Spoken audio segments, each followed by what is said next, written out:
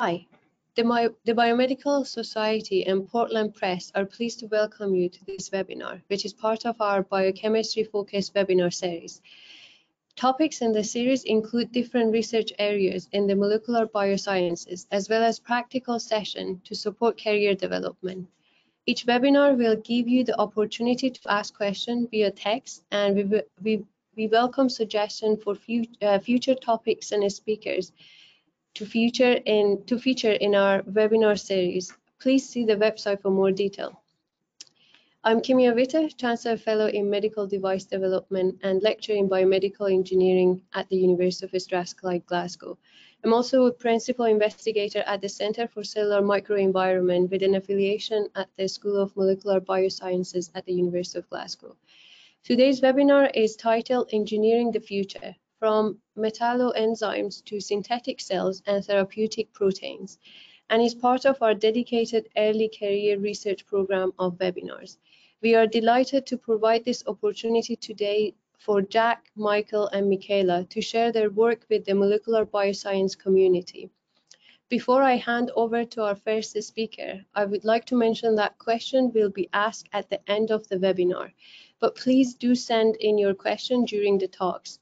If you have a question, please type it in the question box as shown in the image on the screen, stating who your question is for, and we will try to answer as many as possible at the end. So everyone can see the screen, okay, I believe. So our first invited speaker today is Jack Rowbotham from University of Manchester. Jack completed his undergraduate studies at the University of Cambridge before moving to Durham University for a PhD in organic chemistry with Dr. Phil Dyer and Professor Chris Greenwell. Following his PhD, Jack moved to the University of Oxford as a postdoctoral researcher in the organic chemistry laboratory, working on various aspects of bioinorganic chemistry and biocatalysis. Notably, Jack was part of the team to develop the hydrogen cofactor recycling technology, which was spun out of university in 2021. In 2024, Jack was awarded a Royal Society University Research Fellowship, and his current research interests involve combining elements of inorganic and biocatalysis to solve problems in sustainable chemistry. And I'm handing over to you, Jack. Hope everyone on the screen. Thank you. Thanks for the introduction, Kimia, and of course, thanks to the Biochemical Society for giving us all this opportunity to share some of the research that we're doing as ECRs. So I'm going to be talking. I've gone for sort of breadth rather than depth, but of course people are welcome to follow up afterwards for more detail on any of the topics. And really I'll be speaking generally about metalloenzymes and how we can use them in synthesis, and there's some really challenging synthetic problems that are emerging as chemistry, as pharmaceuticals develop, and of course as we hit more environmental challenges, turning to natural enzymes such as metalloenzymes is a really promising solution. So just to kind of think about that in a bit more detail, well, of course humans have been using enzymes in their biotechnology for really down to earliest humankind, where if you think about using yeast, etc., for fermentation or for making bread. But if we think about some of the tools that have really developed in the last century, but really in the last couple of decades, increased access to genomic databases, robotics, liquid handling machinery, high throughput analytics, and then famously directed evolution, which of course Francis Arnold won the 2018 Nobel Prize for. All of these tools developing in parallel have given us as synthetic chemists an amazing access to a new toolbox of enzymes that we can tailor for the properties that we need in a particular application. And so actually this panel here, this little cartoon here, is a schematic of a real life process that was developed by Merck to make this drug here, islatravir, where they developed 11 separate enzymes that they evolved to do their particular function, so that they could synthesize that drug in a very efficient, very clean manner. And so some of you might be aware of these principles of green chemistry, and I think that as a chemist, we're increasingly trying to bear these in mind as we develop chemistry for the 21st century. And the nice thing about biocatalysis or enzymes is that as we go through each of these 12, I won't go through all of these 12 individually, but as we go through them, we find that biocatalysis naturally lends itself quite well to a lot of these. So it just in the very fact that enzymes have often evolved to operate very selectively, so there's often little waste from a point of view of having poor selectivity. They work under benign conditions, so low pressures, low temperatures, and with water as our solvent. And we find that actually these are the kind of challenges that chemists are generally trying to improve in their manufacturing processes. And so here's quite an old example now. This is coming on for a decade, this example, but it's an example where, again, Merck evolved an enzyme called transaminase to do a reductive amination on this ketone to make this drug sitagliptin. And they were able to replace an outstanding chemocatalytic process that used rhodium, precious metal, and high hydrogen pressures. And they were so this won a lot of awards for green chemistry at the time. But I think what's interesting is to think back, actually, and really, as chemists, scrutinize some of these reactions in a bit more detail, and particularly this idea here, atom economy, which is really how much waste is being derived from unused molecules in the reaction, or molecules that are carrying a lot of carbon mass that aren't necessarily needed for the reaction to happen. And this is quite a good example, because actually this reaction, whilst it is very green, it's not brilliant in terms of its atom economy. It has very, very high excesses of this amine donor, for instance. So there's actually still a lot of room to improve on the biocatalysis that is developing at the moment. And here's a very big problem within industry. So using nicotinamide cofactors is a good example of something that isn't very atom efficient, because currently the way to recycle these cofactors when we're doing reductions is to use a big carbon-based reagent, so something like glucose in a many-fold excess. But if we look at what we're actually doing to recycle these cofactors from NAD, reducing it to NADH, actually, we don't need carbon, we just need a proton and some electrons. And in fact, the simplest way to get protons and electrons might be from hydrogen gas, for example, which is a very small molecule, no carbon in it. And just that HH bond is where the electrons required to do this reduction can be found. And so in asking that question, how can we make biocatalysis like cofactor recycling more atom efficient? We're seeking to minimize organic waste. And of course, if we're just moving around electrons and protons, then we're not going to have organic waste. And this is really where we can bring metalloenzymes in, because metalloenzymes in many cases have evolved to do exactly that, to be atom efficient and to deal with electrons and protons in a very efficient and a very useful way for synthesis. So to give you an example, here's two metalloenzymes, a hydrogenase, which can interconvert hydrogen gas with protons by either putting electrons in or taking them out, and an NAD reductase, which similarly can convert NAD and NADH, but with putting in electrons or taking them out. And it's because they have these chains of iron sulfur clusters, which you might be able to see. They might be a bit small on the screen, but you can see them there and there. And it's those that enable us to pump electrons in or out of these metalloenzymes.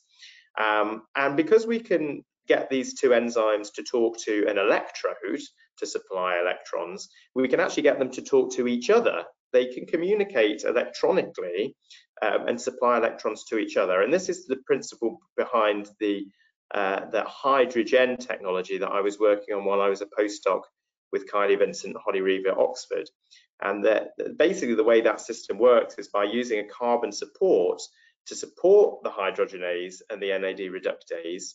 We can supply hydrogen gas that liberates the electrons to turn over cofactor, which we can then use to drive reduction in synthesis.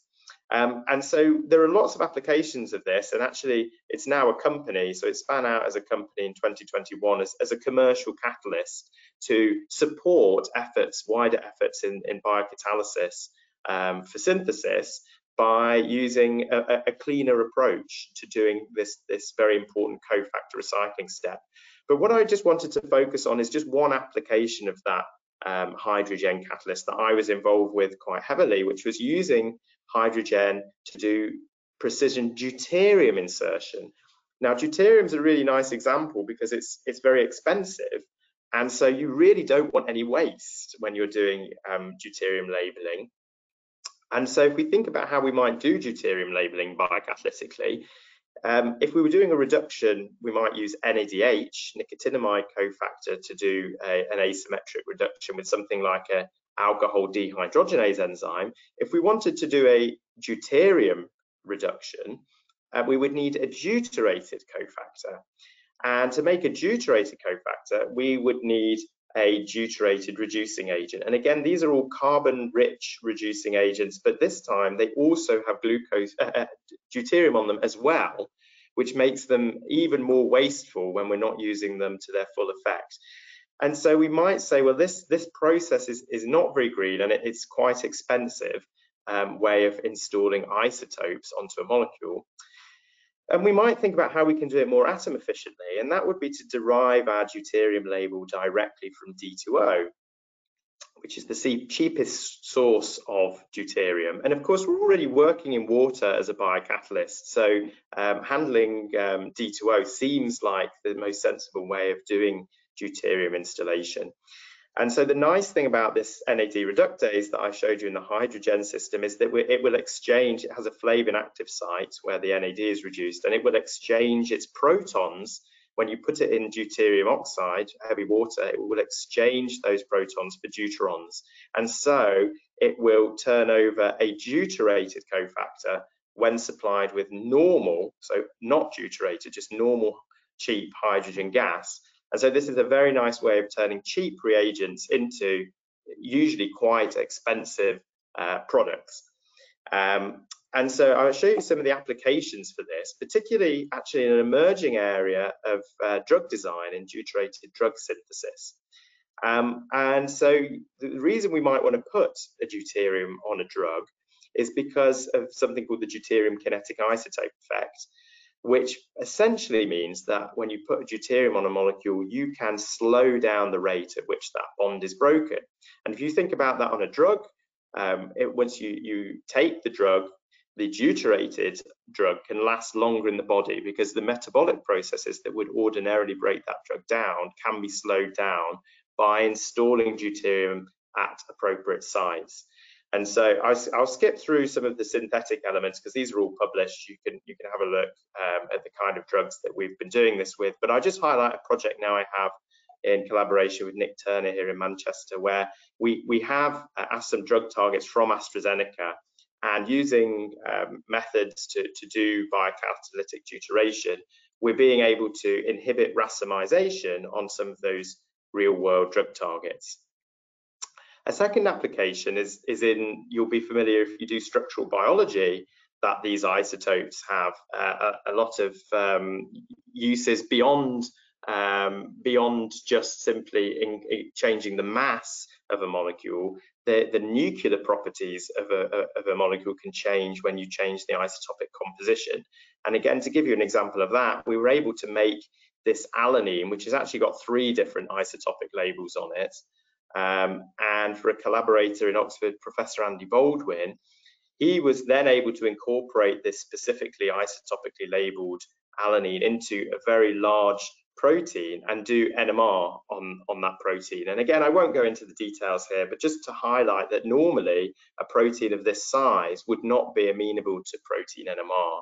But by putting specific isotope labeling in, you can get usable signals out to study the properties of that.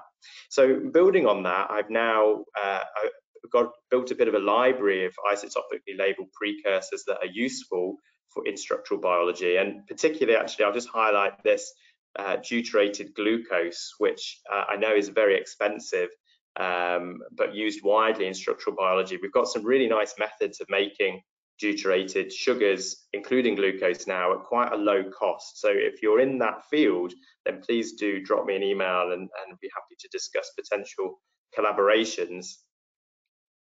Just finally, to end on some other projects that are kind of evolving now in my new group. We can also use electrons to do oxidations, which may seem a little bit counterintuitive, given that electrons usually do reductions. But if you're familiar with these enzymes P450s, they're really incredible enzymes that can do selective CH activation using molecular oxygen, and they also require an electron, or two electrons actually, to be able to function.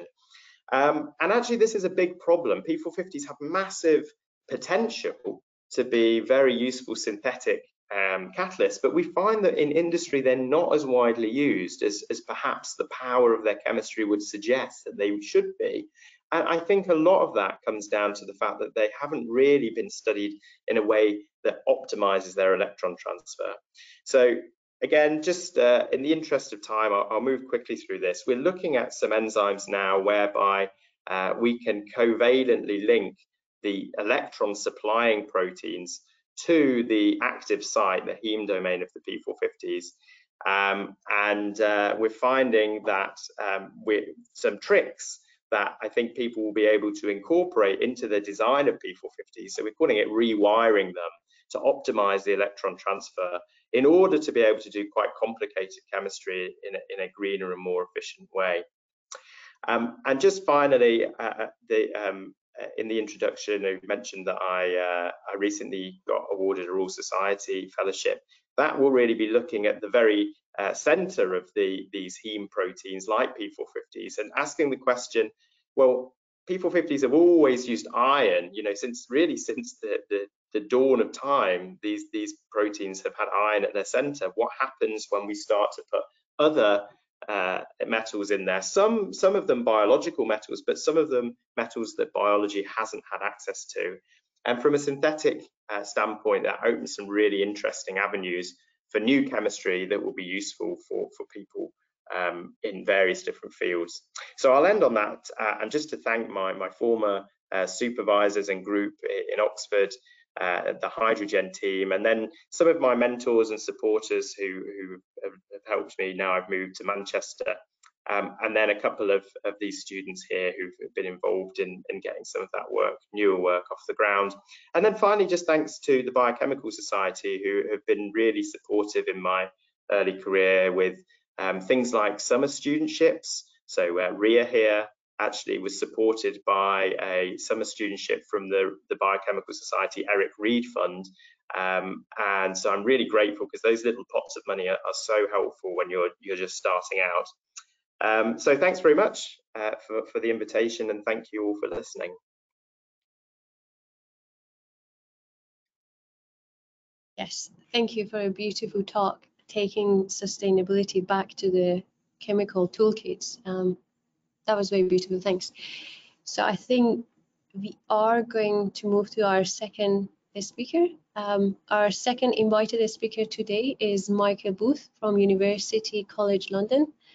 Michael carried out his PhD at the University of Cambridge under the supervision of Professor Sir Shankar Balasubramanian, developing sequencing technique for modified cytosine bases. Mike then worked in the group of Professor Hagan Bailey at the University of Oxford as a postdoctoral researcher and junior research fellow at Merton College. At Oxford, he developed light-activated DNA technology to control cell-free protein expression with synthetic cells. His independent research career started in 2018 with the Royal Society University Research Fellowship, and in 2022 he moved to the Department of Chemistry at University College London to begin a lectureship in organic chemistry and chemical biology. Handing to you, Michael. Great, thank you so much. Yeah, thanks Biochemical Society for the invitation to talk, and thanks for the introduction. So yeah, we do a lot of things that are in between chemistry and synthetic biology, and so I'm gonna focus on the synthetic cell work we do in this talk. So what are synthetic cells, right? So synthetic cells are basically just minimal cellular compartments. So for us, we focus on lipid compartments, normally with a DNA template that encodes a protein or an RNA, and then a cell-free protein synthesis system where we can generate a protein RNA from that DNA template. But there's lots of different types of compartments that have been generated in the literature, droplets, classificates, all sorts of other sort of structures as well. But for this talk, it's only going to be lipid bilayer compartments, so more like a living cell. So what have people done with them? Why are they interesting? Why are they useful, right? So lots of applications are showing that they can communicate, right? They can take on a minimal cellular function for a use. So for instance, if you're talking about communication with other synthetic cells, you can start to study in a minimal environment how cells communicate, right? Cascade reactions or communication between compartments. But these have actually also been used to communicate with living cells, right? So you can actually use them to detect and kill bacteria. You can use them to actually kill proteins by synthesizing in situ protein toxins at the site of the tumor. So there's lots of really interesting, exciting applications that you can use them for. So as I said, we bring a lot of chemistry into things. And so what my group does is a lot of nucleic acid chemistry. So we modify chemically DNA templates and other sorts of DNA that we put into these compartments to control their function. And why do we want to do that? Is to come over a couple of really major limitations in the area of synthetic cells. So with synthetic cells, there's very minimal mechanisms of communication between living and non-living cells, which really, really limits its ability to actually be able to communicate with specific cells, which is what you'd want to do if you want to study them, if you want to actually target them as a medicine in the future, potentially. But also because of that, then there's no real method of targeting or controlling their activity. So to reduce any sort of off-target effects or actually toxicity if you're going to use them in vivo. So this is where we come in. We're trying to control their activity. And a lot of the work we've been doing, most of this talk will be on light. So light is an incredible stimulus, a remote control, excellent spatial precision, biocompatible. The exciting thing, which is something that I'm going to talk about here, which hadn't been done before, is that you have the opportunity of getting multi-wavelength activation. So what that means is that you can have two different colors that could do different things separately and not overlap, right? So with light, the major disadvantage of light is that there's not so much tissue penetration if you want to use it in vivo, but with longer wavelengths, you do start to get that. So they are applicable with longer wavelengths. So the system I developed in this way with my junior research fellowship when I was in Oxford was to very simply try and control transcription translation with light. And so what I ended up developing was this system where we have a promoter that is sterically blocked with a photocage. So I'm not going to show all the chemical detail here of how we made this, but basically all we've got is this photocage molecule in between a protein and the DNA. So we're just sterically crowding that promoter. And if you shine light, that would then be cleaved. Right? So what you can see is how well this works, what tight off state. So by having these proteins sterically crowding the promoter, you get a very, very tight off state of the system. But then when you shine light on the system, the photocage cleaves, your proteins leave, and you've regenerated your promoter, and you then get that excellent transcription translation occurring again. So you've got this tight control of expression with an on switch. So then when I started my group, one of the things I wanted to do is, can we put this and this in the next cell? So this is work from Jeff, who was in my group, where we've now put this light activated system inside a synthetic cell. So these synthetic cells now I've got a fluorescent dextran, so you can see them. So the purple is just so you can see them. And what you can see is when you don't have any DNA in them, there's no green, right? Because you're not expressing any fluorescent protein that is in this case, the M-neon green.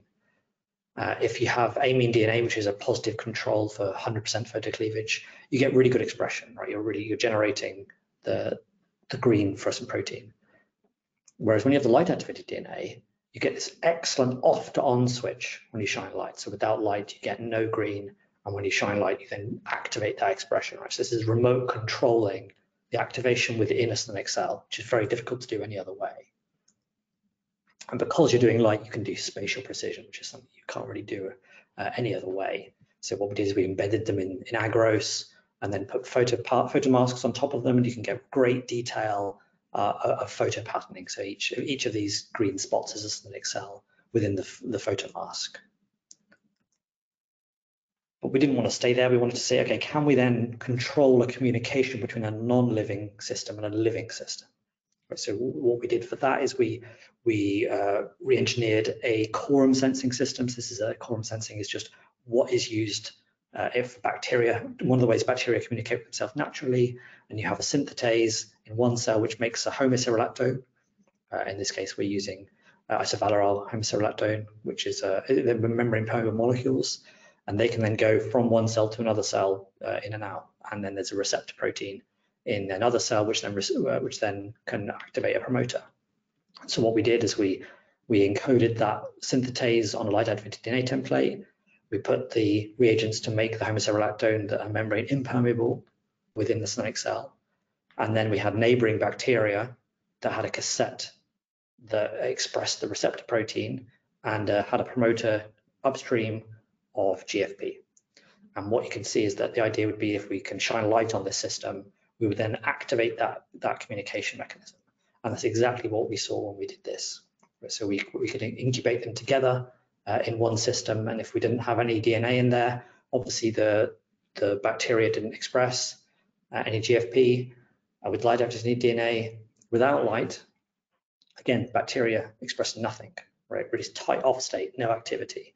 But when we shine light, we then generate the synthetase, which generates the homocerolactone, which goes into the bacteria and activates the expression of GFP. And you get these beautifully looking microcolonies of bacteria. And you can see the snake cells are still stable there at the end of the experiment. Okay, so another story there is that what we also want to do is then, as I said, like move longer wavelength away from UV, which is what we're using there. So what my student Dennis did here was to synthesize this extended blue photocage. Right, so now it's just the same system, but with a different photocage positioned there instead of the previous one. And what you can see happens here on a gel is with this streptavidin band here, if you shine blue light, you then cleave. But if you shine UV light, really excitingly, nothing happens, right? And that's not necessarily obvious that would happen, because what that allows you to do is generate orthogonal expression with two different DNA templates, like shown here. Right? So if we have the blue DNA template, we only activate expression with blue light, not with UV. And with the UV template, we only activate expression with UV and not blue. Right? So this is the first example of orthogonal activation.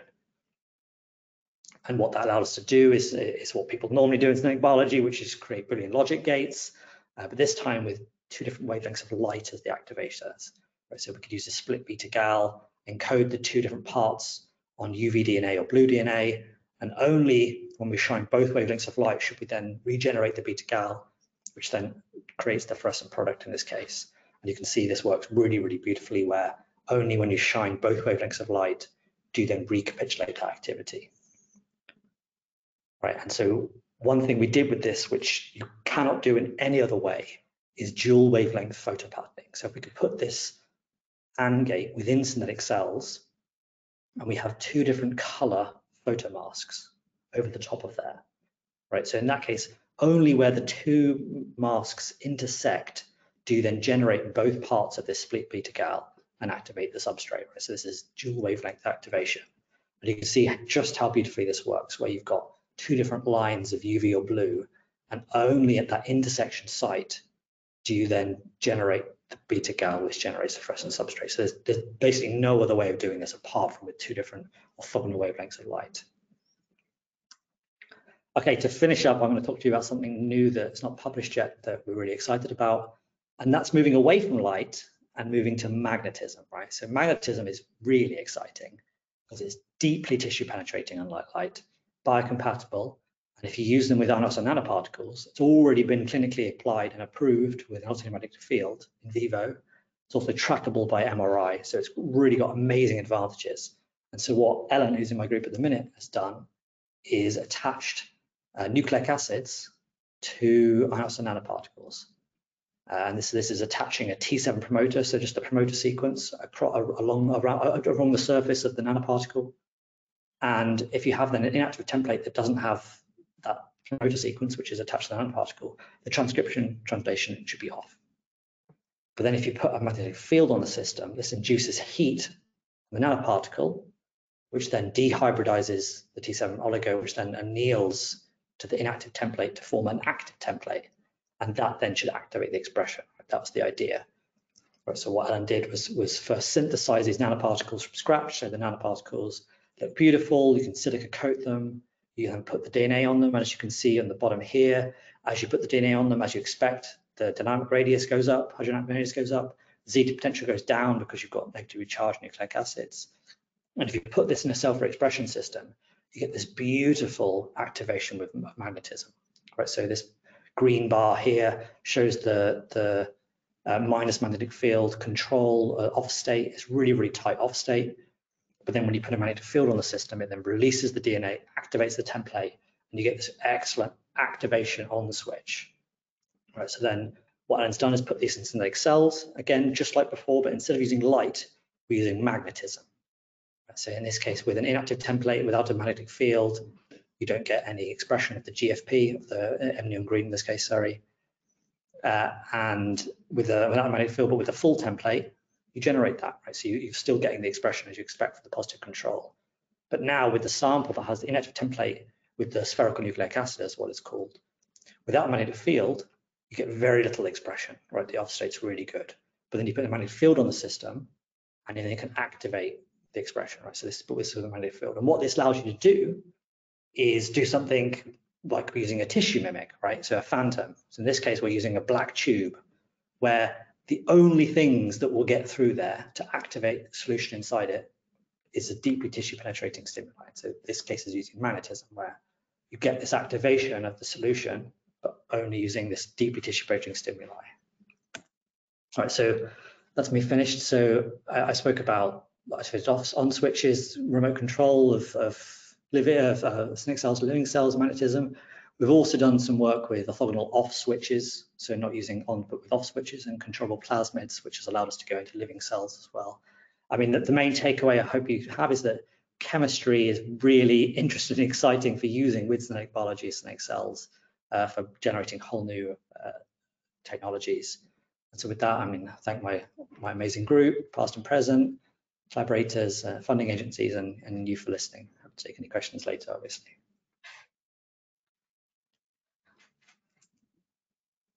Thank you very much. This was another beautiful talk with lots of possibilities that can be exploited for synthetic biologists who are listening here. And that was exciting. Thank you, Michael. So I think with that, we want to move to our final invited speaker, Micaela Chacon from the University of Manchester. Micaela completed her PhD at the University of Bath, developing a strategy to overcome toxicity barriers to high titer microbial production of flavor and fragrance compounds. Through subsequent postdoc position at the University of Leeds and Manchester, she developed an interest in utilizing alternative-based feedstock for sustainable microbial bioproduction and engineering bacteria for efficient carbon utilization. Currently, she is a PDRA at the University of Manchester, working on developing resilient microbial mono and co-culture equipped with the metabolic capability necessary to funnel divergent carbon substrate into chemical materials and bio-based building blocks. And with that, I'm handing over to you, Micaela. Thank you very much. So yes, I am a postdoc at the University of Manchester. I work in the Dixon group. And today I'm going to tell you about some work we did recently towards investigating the potential valorization of complex waste streams through combined enzymatic hydrolysis and catabolic assimilation by Pseudomonas putida. So currently, as we're all very painfully aware, the majority of global supply chains are dominated by linear and carbon positive economic models that are unsustainably reliant on finite fossil fuel reserves. And in the 90s, a growing awareness of just how unsustainable this model is drove interest in replacing fossil fuel feedstocks with bio-based ones. And from this, the biorefinery concept emerged as an analog to the petroleum-based refinery industry, which instead now permitted synthesis of the same products, but in a sustainable manner and often using microbial whole cells as the production vessel. In its first iteration, the biomass feedstocks being used in biorefineries were items with high starch contents, so things like corn, sugar beet, rice, etc. But these feedstocks have a very obvious fatal flaw, and that is that they're also food. And so this created a fuel versus food dilemma. And one of the outcomes of that dilemma was a focus shift away from these first generation crops towards what are called second generation feedstocks. And what these second generation feedstocks mostly are organic process residuals and waste from agriculture or paper and pulp or the food industries. So things that don't compete with food and offer more material and carbon circularity. These second generation feedstocks, however, are much more recalcitrant and compositionally complex and variable over time than those from the first generation. And this poses a significant biorefinery challenge because despite this high compositional variability, we still need to consistently and efficiently convert all of that input carbon to product formation for these processes to be economically viable. And so what this means is that we need to design our biorefinery platforms to flexibly accept a wide envelope of feedstock characteristics. From the point of view of the microbial bioproduction step, this can be especially challenging because when faced with a heterogeneous mix of carbon, such as that shown here, most microbes will consume them selectively due to incompatible metabolism or sequentially with long diaxic lag times between preferred substrates. And these are characteristics that can prolong cultivation and reduce carbon efficiency in a bioprocess. So to tackle the issue of selective utilization, many research groups have done some really excellent work engineering bacterial metabolism for non-native waste-derived substrates. But attempts to consolidate all of these metabolic capabilities into a single platform host is still in relatively early days. And so that's what we were interested in investigating in this work. We wanted to explore the ability of Pseudomonas putida to co-utilize variable and heterogeneous compositions of native and non-native waste-derived substrates with the projective view of developing microbes or developing this microbe into a platform host with the broad and the flexible and the resilient metabolism that is necessary to consistently funnel that input carbon towards value-added product formation for a biorefinery. So our aim was to develop a strain of putida with diverse metabolism, and then also as a proof of concept, we wanted to demonstrate the biorefinery pipeline that you see here, where we'd use a heterogeneous feedstock as our input to make two exemplar products. One was a low-value bulk chemical, specifically a biodegradable plastic polymer called polyhydroxyalkanoates, or PHA for short, and the other was a high-value biotherapeutic protein called interferon. So the feedstock that we used for this work was a proxy for municipal solid waste, which I'll also refer to as MSW. And municipal waste is exactly what it sounds like. It's household, commercial, and industrial waste collected by local municipalities. And currently, globally, MSW generation is estimated to exceed 2 billion tons per year, most of which goes to landfill, where it sits and contributes heavily to greenhouse gas emissions. So diverting it instead to biorefineries for valorization could reduce its footprint. But as you can imagine, the composition of MSW can vary considerably depending on climate, on season, on culture, income level, etc., really essentially reflecting different global patterns of consumption, meaning that as a biorefinery feedstock, it would rarely be compositionally the same twice.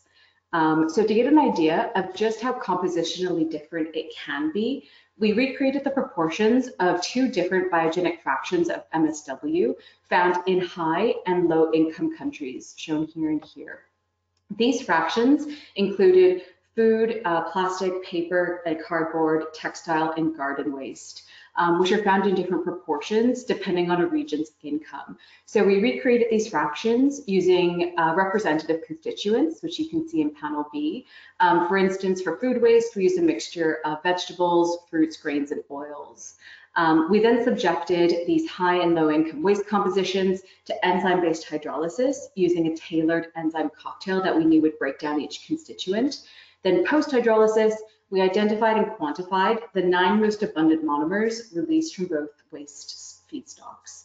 And the 9 monomers that we found to be the most abundant included, which you can see here by the way, are sugars, aromatics, acids, diols, and polyols. And the relative proportion of these released monomers reflected actually quite well the different initial waste compositions. Now, I would like to, in the interest of transparency, caveat this work by saying that these mock compositions are very much a simplification of what we found in real waste.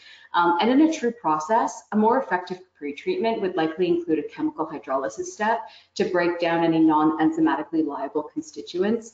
But for the proof of this concept study, we wanted to specifically pursue an entirely bio-based process. Okay, so of the 9 monomers released from the mock waste compositions, putida is capable of assimilating most of them natively, with the diagram here showing how each of these 9 substrates enters this microbe's central metabolism. Those that putida cannot natively assimilate are the sugar xylose, the diacid terephthalic acid, which I'll also call TPA, and ethylene glycol. So we engineered a strain of putida with the necessary additional catabolic steps required for utilization of these substrates, and then validated its ability to grow on each as a sole carbon source, which you can see here. In the case of xylose and ethylene glycol, we found that constitutively expressing these heterologous pathways was preferred for metabolic uptake, while putida had improved growth dynamics on TPA when the pathway was regulated by a genetic feedback loop that turned on and off in the presence of protocatechuic acid, which is a metabolic product of TPA. So now that we have a strain that was engineered to be able to assimilate all of the major constituents from our waste feedstocks, we wanted to get a better idea of the carbon use efficiency for each of them. And by carbon use efficiency, I mean the ratio of carbon in a given substrate that partitions into biomass accumulation as opposed to CO2 efflux. So to calculate carbon use efficiency, we coupled experimentally derived cell carbon growth data for each substrate with flux balance analysis, and the results are shown here in panel A. And the general trend from this data was that those substrates that are more reduced, like the fatty acids, the glycerol, the lactic acid, had a higher efficiency ratio and therefore promoted greater biomass accumulation. The underlying metabolic explanation for these results could be it's a virtue of the higher chemical energy per unit mole of carbon of these more reduced substrates, or it could be related to the respective catabolic assimilation pathways and their associated CO2 generating reaction steps. Ultimately, the factors that play into these ratios is not entirely well understood by microbial ecologists and metabolomists. Ultimately, though, for a bioprocess, This information is impactful because the synthesis of most bioproducts is tied to biomass accumulation. And the knowledge that there are inherently better and inherently worse substrates for biomass buildup and production means that we really need to approach microbial valorization of waste streams in a strategic way, where we take into consideration the limitations of a feedstock with regards to its variation extremes and what that impact will be on the process economics for a potential product. Okay, so then the next thing that we were interested in looking at with this mixed feed was the ability of our engineered putida strain to simultaneously utilize all of the 9 monomers. And we did this by performing a flask growth assay in minimal media containing equimolar concentrations of each substrate, which you can see here in panel B. And then using flux balance analysis again, we then looked at the metabolic state of the cell and how it changed during early, mid, and late exponential phase of this cultivation, which is in panel C. These are just snapshots from these different time points. And so what we saw was a metabolic shift from what is a predominantly gluconeogenic configuration to a glycolytic one over time, as the strain is co-utilizing the available substrate at different rates. We also found that the strain did not demonstrate significant dioxin growth, which can likely be attributed to the reverse carbon catabolite repression mechanism used by putida, which operates at the mRNA level and therefore allows for more sensitive response to substrate availability. But ultimately, the takeaway from this metabolic analysis is that when grown in the presence of a mixed substrate, putida can very quickly and dynamically change the configuration of its central and peripheral metabolic pathways in response to changing carbon and energy availability, which in the context of a heterogeneous waste feed with changing substrate ratios and concentrations is especially important. So next, what we wanted to do was further probe just how dynamic this metabolism is.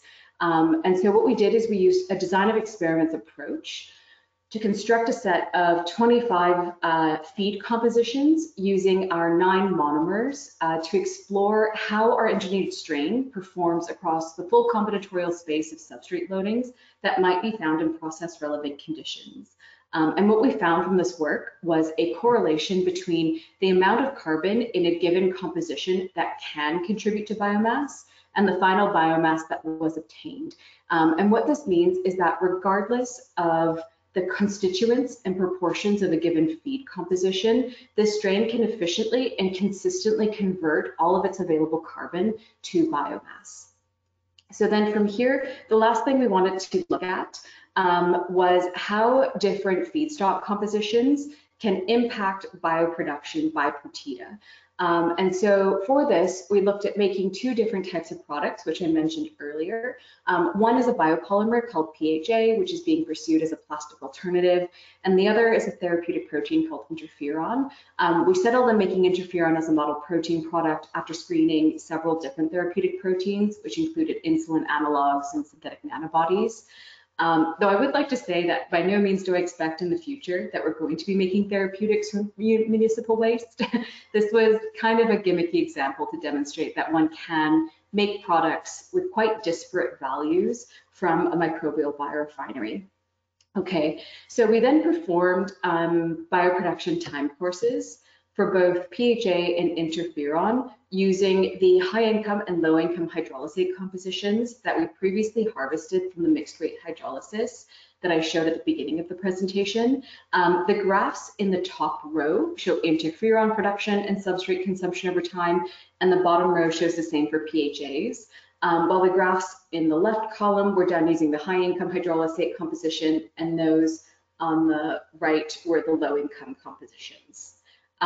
In all bioproductions, putida funneled approximately half of the available carbon from the high and low income compositions to biomass and product formation. So again, we're seeing a consistent relegation of carbon regardless of feed composition. Despite this though, the low income condition produced more product overall with approximately 5.5 mg per liter of interferon and 27% cell dry weight of PHAs, because this composition was richer in those reduced substrates that contribute more to biomass accumulation and production. So ultimately, in this work, what we've shown is that there's considerable potential for leveraging engineering putida as a host for bioproduction from mixed waste feedstocks by virtue of its metabolic versatility and consistency towards both native and non-native substrates, which in turn results in consistency and predictability for bioproduction. And this is something that we can continue to build on and to broaden the metabolic capabilities of this bacteria. And so that's it for me. Lastly, I'd just like to thank everyone who was involved in this work and also the Biochemical Society for having me here today. So thank you.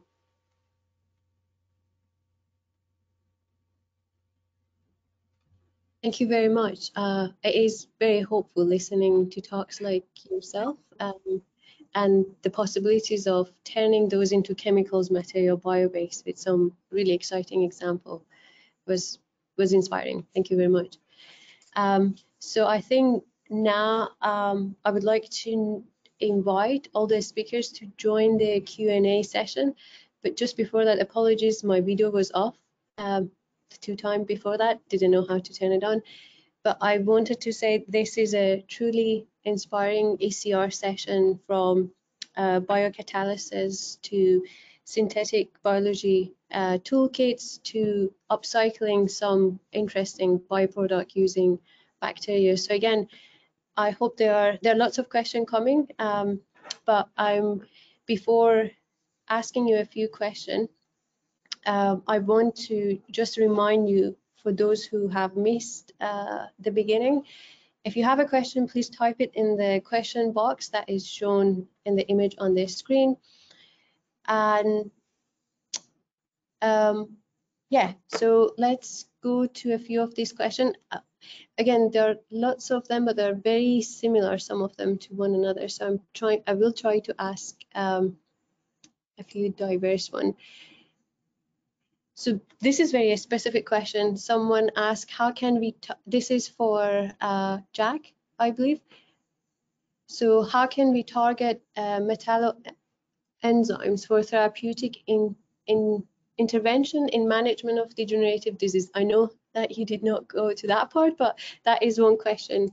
Many people ask about drug-related application, which toward the end of your presentation you mentioned, and are very curious how you would take that forward. So that was one.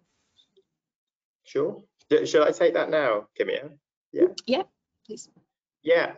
So I think the idea behind what we're doing with metalloenzymes in the group is geared at synthesis of small molecule drugs, really. So what we're targeting metalloenzymes for is their ability to handle small molecule reagents in a different way. So often we work very closely with synthetic chemists and think about what their needs are.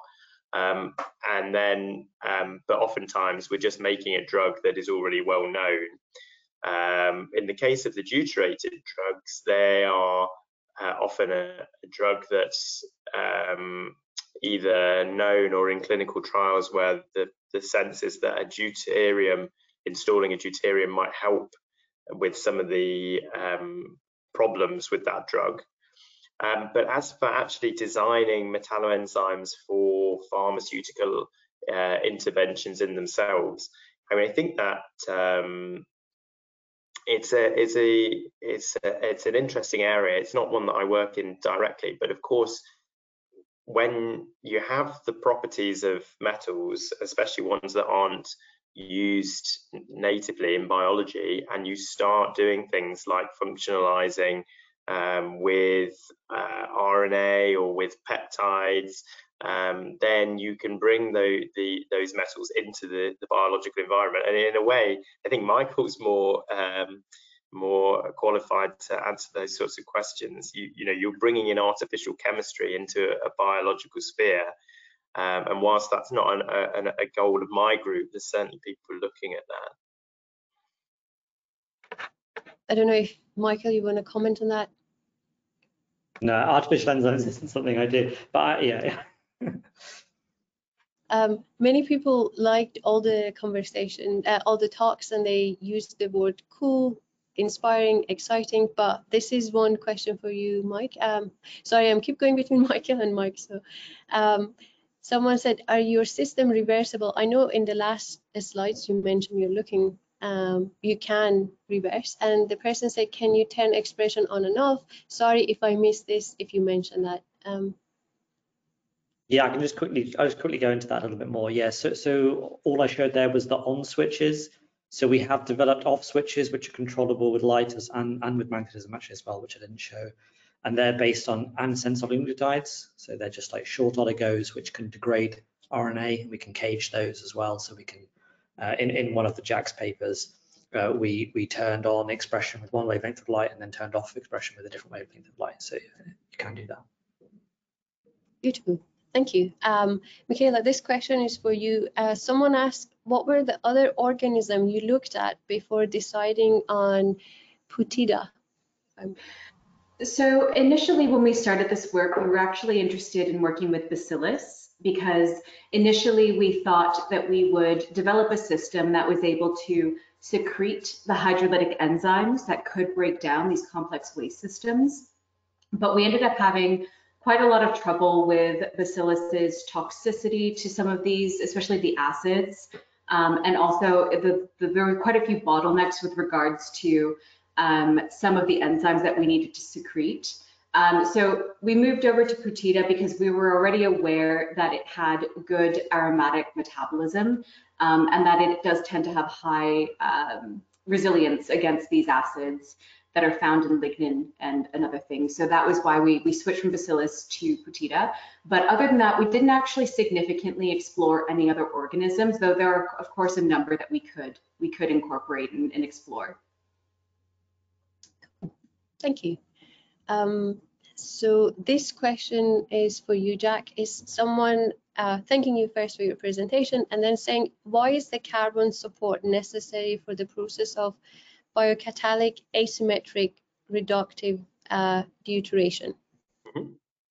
Yeah, so in that case, the carbon's playing two roles. So the first is to immobilize the enzymes, and actually synthetically it turns out that's quite useful, because you can just fish them out at the end, just spin it down or filter them off. It also means that you can put them into flow, and there's a lot of that's a huge area of focus in biocatalysis generally at the moment. So when the enzymes are immobilized, you've got that handle to put them into flow.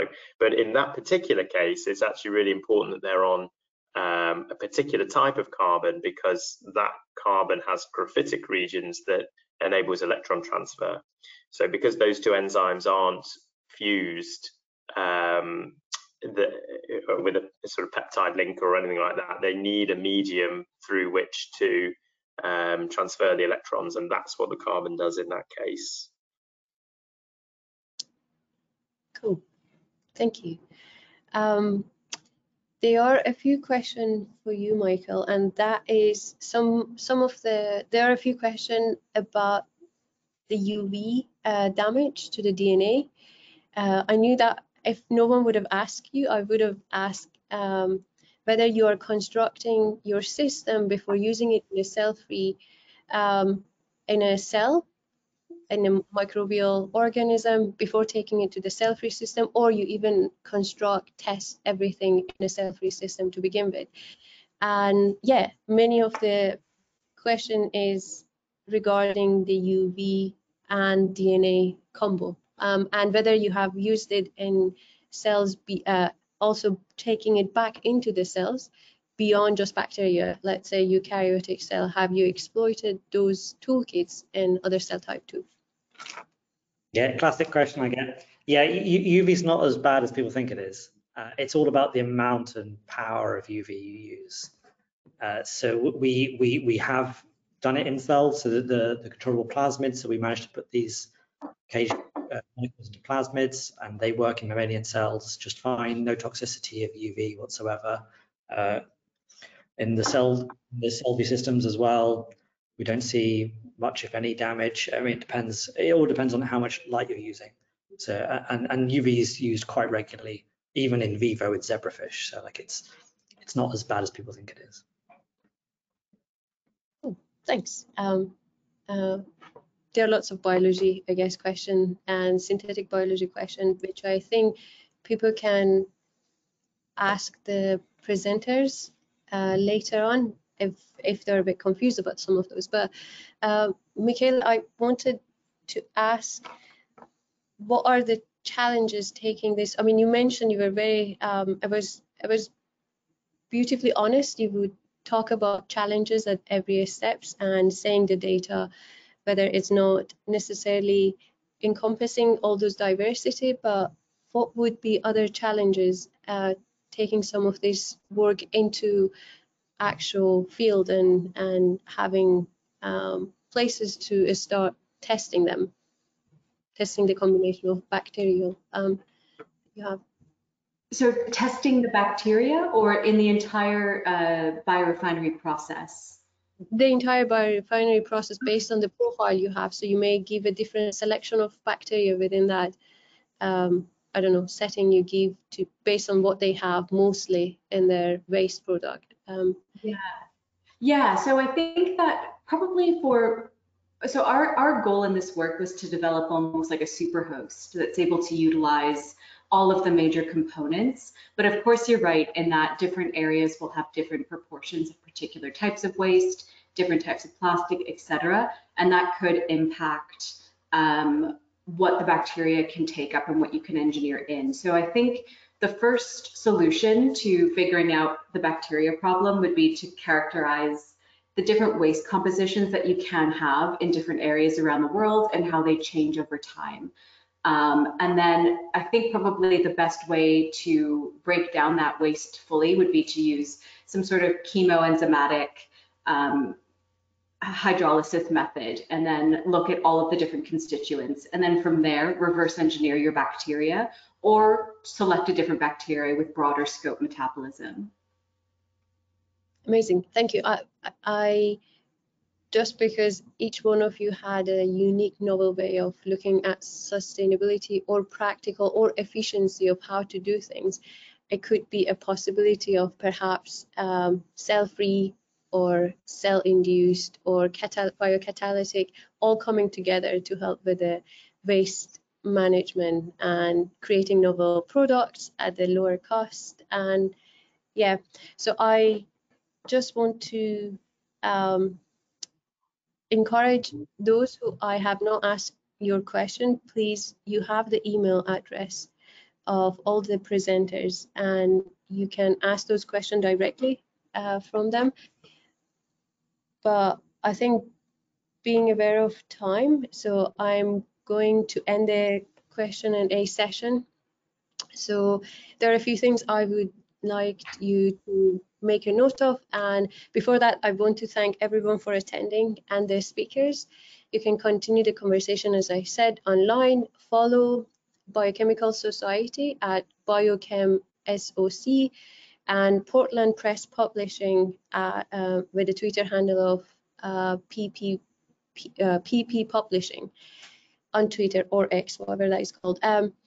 We welcome suggestions for future topics and speakers to feature in this biochemistry focused webinar series. If you have an idea for a webinar in 2024, we invite you to submit a proposal for an upcoming webinar. You can find more information about the webinars, propose your webinar, and watch previous recording at www.biochemistry.org. All of our upcoming seminars, webinars are listed on our website as well. And if you have missed any of the 80+ webinars that we've already run as part of the series or would like to watch them again, please visit our website or YouTube channel. Detail will be shown on the screen, as you can see, hopefully somewhere. The recording from today's webinar will also be available to watch within the next couple of weeks. Finally, I want to highlight that it is more important than ever to stay connected and engage with your fellow molecular bioscientists. Join the Biochemical Society's community of researchers and specialists and take advantage of key benefits, including discounted registration fee for society courses and meetings, exclusive access to a wide range of grants and bursaries, personal aligned access to 2 of their journals and more. Visit their website to find out more. But I just wanted to say, personally, I have benefited from their grant for a travel grant in the past. And now as a new PI, I have encouraged, well, paying for every single PhD student in my group to become a member, because one of the students recently did a Python course at the discounted rate. That was pretty cool.